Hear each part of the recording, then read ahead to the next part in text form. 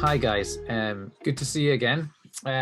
Hope you've enjoyed the Easter break. Hope you managed to enjoy some good weather and that you're encouraged by the lockdown easing. You maybe been able to gather and see each other. We're back for another session of the Psalms, and this week we're going to start with Psalm number 1. Now, it's a really great psalm. It's the intro to them all, so it's got a special place in the book of the Psalms. And it's actually a two-parter because many people take Psalm 1 and 2 actually as a single psalm, a sort of two in one. And we'll look at Psalm number 2 next week. But we'll take Psalm 1 on its own this week as the gateway and the introduction to all the Psalms. And a couple of words or things I want to tell you about this Psalm number 1. Fascinating how it begins. Now, you don't catch this in the English, but in the Hebrew, there's two very similar words in the first line. So it starts with this word blessed or happy, or blessed if you're a bit older, but blessed or happy, and that's the word asher. And it then goes on to say, blessed is the man or the person that, and the word for that or which is asher as well. So you've got this word asher in the first few words. I think that's a really symbolic way where this psalm is going, because what it's saying is it's setting out the whole trajectory of the psalms. Like the blessed or the happy life is going to be a life in which a person lives a certain way. So blessed is the person which lives a certain way. So you can see where this is flowing. And the which refers to a life or a mentality or a worldview, a way of doing things, a way of reflecting on things, a way in which you're going to prioritize or live life. So right from the start, you've got those kind of two very similar words, which is kind of, I think, meant to play on each other and give you the sense that there's a way in which you can be happy, a way in which you can be godly. And so it just sets out this tone. And it's fascinating because you can go into the rest of the psalm and ask the questions. Okay, how does the writer present a happy life? There's a picture there? What does the picture say? How does it unfold? And there's an opposite picture as well. So what's the trajectory, or what's the way in which the opposite way of life unfolds by contrast?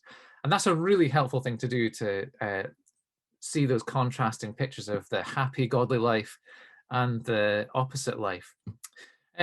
And right at the center of this is the law. It's a big feature of this psalm. So later developments of the book of Psalms, so we think it was kind of compiled and edited in stages, and it probably went through a process of being a collection of songs or hymns which were sung corporately, and then later it was rearranged or re-edited by particular people, and it moved probably at that point from being almost exclusively corporate worship songs to having an element of personal reflection and meditation. And that's relevant here because personal meditation reflection was certainly done of the law. The first 5 books of the Bible, or we call them the Pentateuch.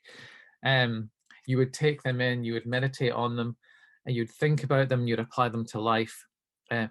There seems to have been a stage where people took the Psalms and rearranged them or reconfigured them to make them similarly something that you can use to meditate personally on rather than being sung corporately.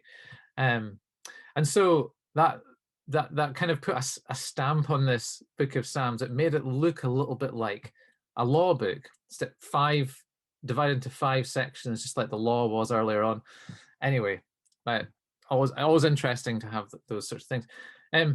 Now, the law is interesting for us. We have quite negative conceptions or perceptions of the law. It conjures up images of an archaic book of obscure rules, some of which we aren't sure why they're there or why we're meant to obey them.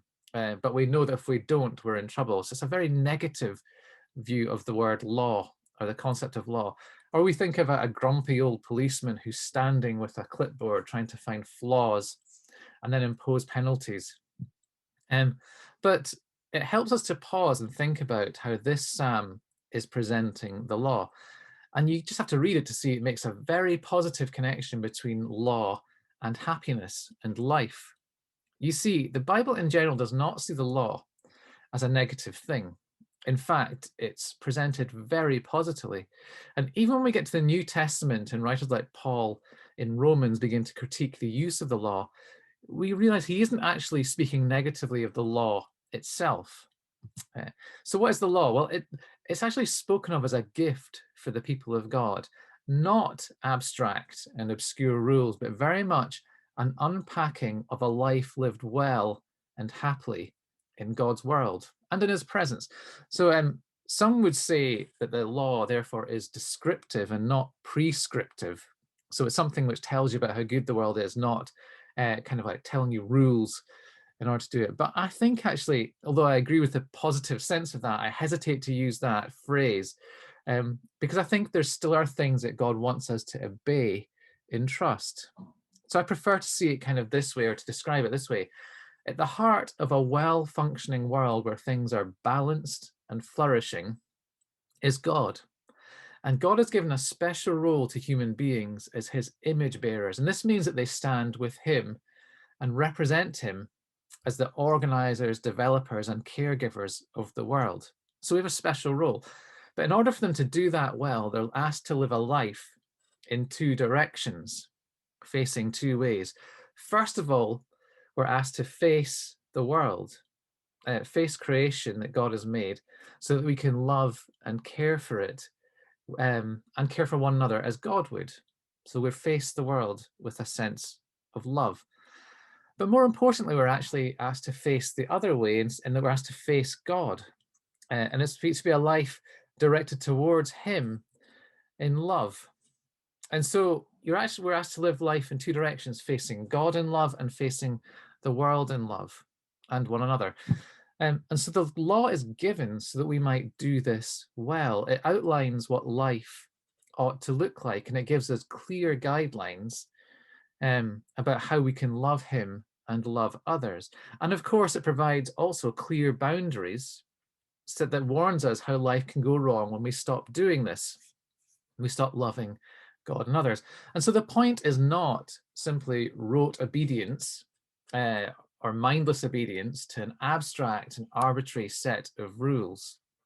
But ultimately, it's a life that takes what God says to heart and begins to work them out into our lives, an expression of our love of and trust in him. And even if we don't fully understand the reason for his laws, we can begin from this one starting point. We know that he is calling us to love him and to care for his world. So his law is always life-giving and good. In fact, we can look at this psalm and the image it uses, and we can see the opposite of that, that a life which is anti-law is the opposite of life-giving. It actually results in death. That's the trajectory of the picture we're given there. And actually, that's our experience, and it's what the Bible says.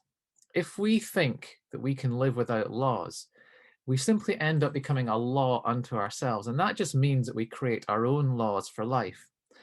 And if, I don't know your experience, but when I create my own laws, they're never laws which face God and face his world in love. They simply turn me inward so that I can only look at myself and my own interests. That's what being a law unto ourselves is all about.